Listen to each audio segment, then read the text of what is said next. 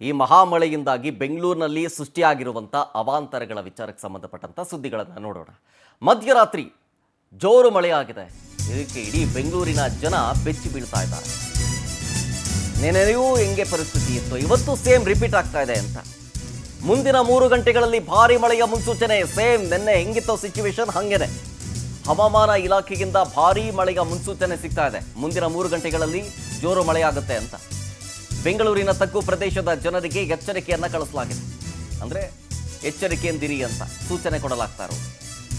ತಗ್ಗು ಪ್ರದೇಶಗಳಿರೋ ಕಡೆಯಲ್ಲಿ ಭಾರಿ ಮಳೆಯಾಗುವ ನಿರೀಕ್ಷೆಯಿಂದ ಜಲಾವೃತ ಆಗಬಹುದು, ಎಚ್ಚರದಿಂದಿರಿ. ಮುಂಜಾಗ್ರತಾ ಕ್ರಮವಾಗಿ ಹೈ ಅಲರ್ಟ್ ಅನ್ನ ಘೋಷಣೆ ಮಾಡಲಾಗಿದೆ. ಮಧ್ಯರಾತ್ರಿ ಸುರಿದಂಥ ಈ ಭಾರಿ ಮಳೆಯಿಂದಾಗಿ ಅಂದರೆ ರಾತ್ರಿ ಒಂದು ಸ್ವಲ್ಪ ಬಿಡುವು ಕೊಟ್ಟಿತ್ತು. ಒಂದು 9 ಗಂಟೆ 8 ಗಂಟೆಯಿಂದ ಒಂದು 11:30 12 ಗಂಟೆ ತನಕನೂ ಕೂಡ ಏನು ಮಳೆ ಸುರಿದಿರಲಿಲ್ಲ.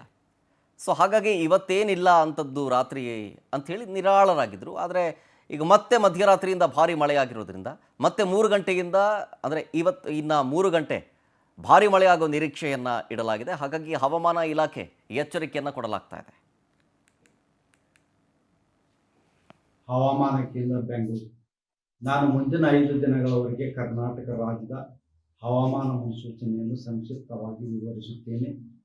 ಇಂದು ಕರ್ನಾಟಕ ರಾಜ್ಯಾದ್ಯಂತ ಎಲ್ಲ ಜಿಲ್ಲೆಗಳಲ್ಲಿ ವ್ಯಾಪಕವಾಗಿ ಮಳೆಯಾಗಿದ್ದು, ದಿಢೀರನೆ ಎಲ್ಲ ಜಿಲ್ಲೆಗಳಲ್ಲಿ ಗರಿಷ್ಠ ಉಷ್ಣಾಂಶ ಇಳಿಕೆಯಾಗುವುದು ಕಂಡುಬಂದಿದೆ. ಈಗಿರುವ ಹವಾಮಾನದ ಸಿನಾಪ್ಟಿಕ್ ಏನೆಂದರೆ, ಬಂಗಾಳ ಉಪಸಾಗರದ ತಮಿಳುನಾಡು ಹಾಗೂ ಆಂಧ್ರ ಪ್ರದೇಶದ ಕರಾವಳಿ ಎತ್ತರ ಸರ್ಕ್ಯುಲೇಷನ್ 1.5 ಮತ್ತು 5.8 ಕಿಲೋಮೀಟರ್ ಎತ್ತರದಲ್ಲಿ ಇದೆ. ಅರಬ್ಬಿ ಸಮುದ್ರದ ಕರ್ನಾಟಕದ ಕರಾವಳಿ ಹತ್ತಿರ ಮೇ 22ರಂದು ವಾಯುಭಾರ ಕುಸಿತವಾಗುವ ಹೆಚ್ಚಿನ ಸಾಧ್ಯತೆ ಇದೆ. ಟ್ರಫ್ ಕೂಡ ಕರ್ನಾಟಕದ ಒಳನಾಡಿನಲ್ಲಿ ಇರುವುದರ ಹಿನ್ನೆಲೆಯಲ್ಲಿ ಬೆಂಗಳೂರಿನಲ್ಲಿ ಮೇ 20ರಿಂದ ಮೇ 23ರವರೆಗೆ ಗುಡುಗು ಮಿಂಚು ಸಮೇತವಾಗಿ ಡೀಟೇಲ್ಸ್ ಕೊಡ್ತಾರೆ ಇದ್ರ ಬಗ್ಗೆ ನಮ್ಮ ಪ್ರತಿನಿಧಿ ರೂಪೇಶ್ ಬೈಂದೂರು ಲೈನ್ನಲ್ಲಿದ್ದಾರೆ. ರೂಪೇಶ್, ನಿನ್ನೆ ಹಿಂಗಿತ್ತೋ ಪರಿಸ್ಥಿತಿ ಇವತ್ತು ಕೂಡ ಆಸ್ ಯೂಶುವಲ್ ಸೇಮ್ ಆಗಿದೆ ಅನ್ನುವಂಥದ್ದು. ಆದರೆ ನಿನ್ನೆ ಆದಂತಹ ಎಫೆಕ್ಟು ಇವತ್ತು ಆಗಿಲ್ಲ. ಯಾಕೆಂದರೆ ಅಲರ್ಟ್ ಆಗಿದ್ದಾರೆ ಅಧಿಕಾರಿಗಳು ಇದಕ್ಕೆ ಸಂಬಂಧಪಟ್ಟಂತೆ ಅಂತ. ಮುಂದಿನ 3 ಗಂಟೆಗಳಲ್ಲಿ ಭಾರಿ ಮಳೆಯ ನಿರೀಕ್ಷೆ ಇದೆ. ಇದಕ್ಕೆ ಪ್ರಿಪರೇಷನ್ ಹೆಂಗಿದೆ ಅಂತೇಳಿ? ಶರತ್, ಈಗ ಸದ್ಯಕ್ಕೆ ರಾಜ್ಯ ಹವಾಮಾನ ಇಲಾಖೆ ಒಂದು ಮುನ್ಸೂಚನೆಯನ್ನು ಕೊಟ್ಟಿದೆ. ಎಷ್ಟೇ ಮುನ್ಸೂಚನೆ ಅಂತ ಹೇಳಿದ್ರೆ, ಇನ್ನು 3 ಗಂಟೆಗಳ ಕಾಲ, ಮುಂದಿನ 3 ಗಂಟೆಗಳ ಕಾಲ ಭಾರಿ ಮಳೆ ಬೆಂಗಳೂರಲ್ಲಿ ಆಗಬಹುದು ಅಂತೇಳಿ. ಬೆಂಗಳೂರು ಮಾತ್ರ ಅಲ್ಲ, ಬೇರೆ ಬೇರೆ ಕಡೆ ಆಗುತ್ತೆ, ಮುಖ್ಯವಾಗಿ ಬೆಂಗಳೂರಲ್ಲಿ ಮಳೆ ಆಗುತ್ತೆ ಅಂತ ಹೇಳಿದ್ದಾರೆ.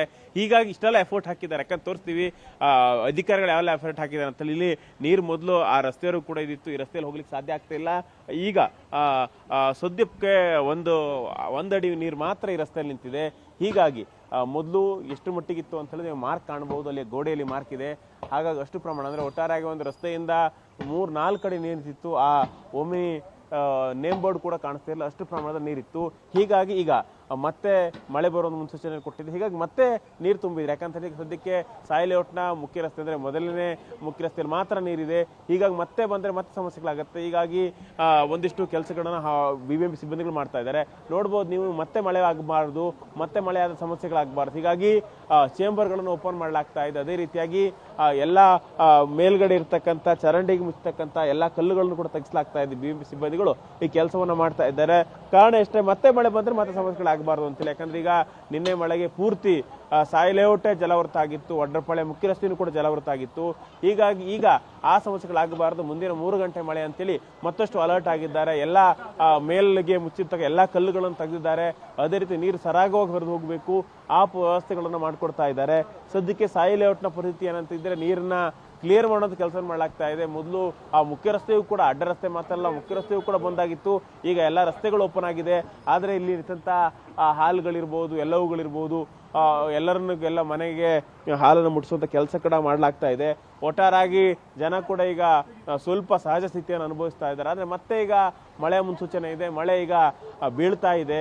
ಮತ್ತೆ ಮಳೆ ಬಿದ್ದರೆ ಮತ್ತೆ ಸಮಸ್ಯೆಗಳಾಗುತ್ತೆ. ಹೀಗಾಗಿ ತಗ್ಗು ಪ್ರದೇಶಕ್ಕೆ ಮತ್ತೆ ನೀರು ನುಗ್ಗೋದು ಪಕ್ಕ ಅಂತ ಹೇಳಲಾಗ್ತಾ ಇದೆ. ಮತ್ತೆ ದೊಡ್ಡ ಪ್ರಮಾಣದ ಮಳೆ ಆಗುತ್ತೆ, ಮತ್ತೆ ಜನ ಅಲರ್ಟ್ ಆಗಬೇಕು ಅಂತೇಳಿ ಹವಾಮಾನ ಇಲಾಖೆ ಕೂಡ ಮುನ್ಸೂಚನೆಯನ್ನು ಕೊಟ್ಟಿದೆ. ಇದಕ್ಕೆ ಸಂಬಂಧಪಟ್ಟ ಜನ ಯಾಕಂತ ಹೇಳಿದ್ರೆ ಈಗ ಒಟ್ಟು 8 ಗಂಟೆಯ ಸಮಯ ಅಂತ ಹೇಳಿದ್ರೆ ಆಫೀಸ್ಗೆ ಹೋಗುವಂತ ಸಮಯ.